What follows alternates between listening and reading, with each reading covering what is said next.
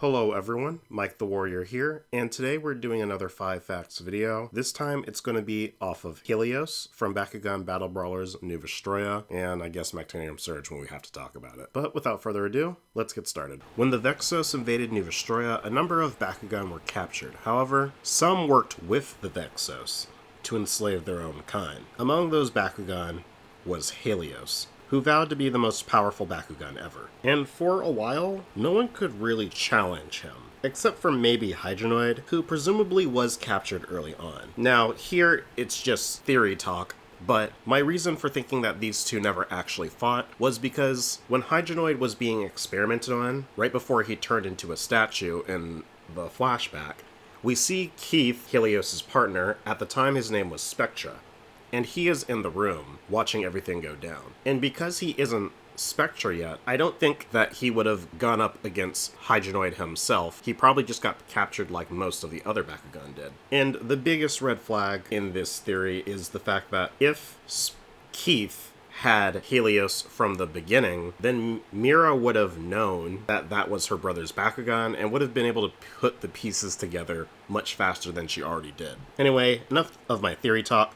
My point being is Helios was the most powerful Bakugan on New Vestroia. The first battle we even see in the show, he goes up against one of the original Bakugan that saved the old Vestroia, Blade Tigrera, as he has an ability that makes him immune to everything. Well, except for gate cards, apparently. And after defeating Tigrera, it seemed like that was it. Nothing else could really stand in his way. Helios was also, at the time, the only Bakugan who could use triple abilities, which is a pretty high feat in the verse. However, eventually the Battle Brawlers Resistance had some new members, and among those members was Drago, the original Ultimate Bakugan, and the core of New Vestroia itself. He had a separate body that he can use so he can try to save his people. However, Helios didn't acknowledge Drago as the strongest. He presumably thought that the only reason Drago was able to get to where he was probably because of the perfect core. Regardless, the two eventually did have their battle, and Drago did defeat Helios, though with the help of the perfect core, possibly proving his theory. And eventually, Spectra acquires the Forbidden Ability cards, and Dan and Spectra are forced to have a rematch. This time, however, Helios defeats Drago, and they're able to capture him. Now that Spectra has his new toy, Dan would fall into despair, but eventually one of the ancient warriors, Apollinaire, partners up with Dan, and he has another rematch with Spectra in an attempt to win Drago back. Helios battles Apollinaire, and despite him thinking he's the most powerful Bakugan now, Apollinaire savagely beats him. He wants another chance, but Spectra decides to give Dan what he wants, and they fight against this corrupted version of Drago. And during this battle, Dan is able to win Drago back, but it's pretty clear that Drago is more powerful than Helios, as the Forbidden abilities were able to do a lot more with Drago than they ever were with Helios. But seeing this, Helios started to have a little theory to himself. And as Spectra is analyzing the data from the battle, he tells Spectra his opinion on the matter. The Forbidden abilities can only make a Bakugan so powerful before they're pushed to their limits, and the mechanical Bakugan can't reach the heights that the actual real thing can. The only way to create an ultimate Bakugan is that you have to combine Bakugan and machine into creating a hybrid. And so, Helios convinced Spectra to experiment on him, and he became the hybrid Bakugan,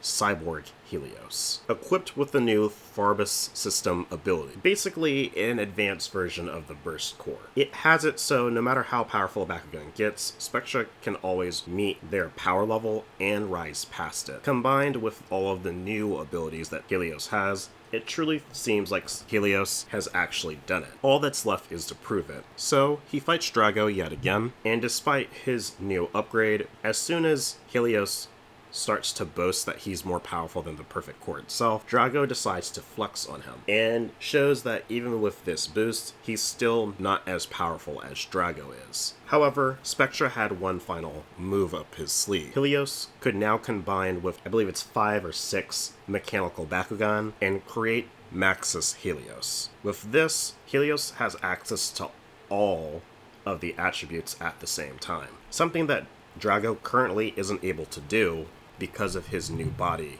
as it's not powerful as Infinity Dragonoid. And despite all of their efforts, the Perfect Core isn't able to meet the power that Maxis Helios has. So Drago has no choice but to become Maxis Dragonoid, as they also have Mechanical Bakugan that Drago can combine with. They're evenly matched, but Helios does have a slight victory in the fact that he's proven his point, and Drago is no match for him while he was like this, so he had to go down to his level. And as intense as this battle was, it was interrupted as the Vexos decided that now was going to be the time where they were going to betray Spectra, as Spectra was going to do the same to them, but Mylene was just a step faster. We then have a short time skip, and the Brawlers were able to evolve their Bakugan because the ancient warriors gave their attribute energies away to keep them away from King Xenoheld. Helios eventually shows up to challenge Drago again, as he's now evolved into Cyborg Helios Mark II. However, this time in the match, Mira and Marucho team up with Dan, so Helios has to fight Drago, Wilda, and Elfin in their newly evolved forms. And while he is losing, it is a 3v1, but eventually Spectra decides to form Maxis Helios once again, and is able to knock Wilda and Elfin out, forcing Drago to become Maxis Dragonoid once more. And once again, they are evenly matched. However, Drago's new form, Cross Dragonoid, is equipped with a new Perfect Core ability that is perfect for this situation. By detaching Maxis Dragonoid, he activates Burning Infinity, proving that Drago no longer needs the Mechanical Bakugan to not only keep up but defeat Helios. So now, Helios is basically back to square one, trying to figure out how to defeat Drago. They battle once more after this, and Helios decides to not use Maxis Helios for this battle, and is humiliated as a result. But because of this battle, Spectra realized that he does have a way to make Helios the strongest after all this time, and that is with the new mechanic battle gear. I'm not going to go too much into details, but it gives Helios the boost he needed to truly keep up and surpass Drago. The two would then have to team up with Mira to take on Prince Hydron and King Xenoheld, and during this showcase, with his new battle gear, Helios is clearly shown to be stronger than Drago in this instance. But the victory is short-lived, as the Vexos rigged the match, so they would end up winning, taking Drago's attribute energies along with the other attribute energies that they hadn't already collected. Helios and Drago would then have to team up once again to try to save the remaining Bakugan on New Vestroia, as Drago wanted to save his people and Helios just wanted to fight Drago. So if Drago ended up dying, they wouldn't be able to settle the score. And when it looks like time is running out, Drago has this crazy plan to try to get rid of the BT system, the weapon that's going to be destroying the Bakugan while they're fighting, yada yada. And in the last few moments before Drago dies, he's able to absorb all of the attribute energies that's inside of it into himself and evolves once again. And now that Drago has evolved, him and Helios have their final battle. And unfortunately, seems that even with his battle gear, now that Drago's evolved yet again, Helios is still no match for Drago. But he doesn't give up. Through his sheer willpower alone, he is even able to surpass his limits and destroy a gate card with sheer force alone. But during the final clash, while at first it seems like they're equal, Helios notices something right before he loses. Behind Drago are all of his friends that supported him up until now. Ignore the fact that Hydronoid's not here. All of Drago's friends are beside him, and behind Helios is nothing. Helios has been fighting for himself, while Drago has been fighting for his friends. And Helios truly is alone. He has no one behind him trying to support him through all this, except for Spectra. Spectra has been with him since the beginning of their journey, and he's never even once abandoned him, even when he had Drago, who was the better Bakugan. Mylene even got rid of most of her Bakugan as soon as she found a stronger one. Remember, Spectra's goal is to create the ultimate Bakugan. If he found a replacement, he could have gotten rid of Helios if he really wanted to, but he never did. Spectra is Helios' only friend, and in the last few moments, right before Helios loses, he protects Spectra. And despite this defeat, Helios takes this loss with pride and declares that Drago is truly the strongest. And the two then team up as allies and as friends to take on the Vexos and any other problems that will eventually come their way. Helios' name is based off of the Greek god Helios. In the Greek mythology, he is the god of the sun, so it's pretty fitting that he wants to be the most powerful Bakugan. His thirst for power could be seen as a god complex, because in reality, once you reach godhood, where do you go from there? Just ignore the fact that Drago kinda did that. After Drago, Helios has probably the most evolutions in the entire show. Now, I have air quotes around the term evolutions when it comes to Helios, as he had to give himself cybernetic enhancements. And he did this throughout the entire runtime of the show.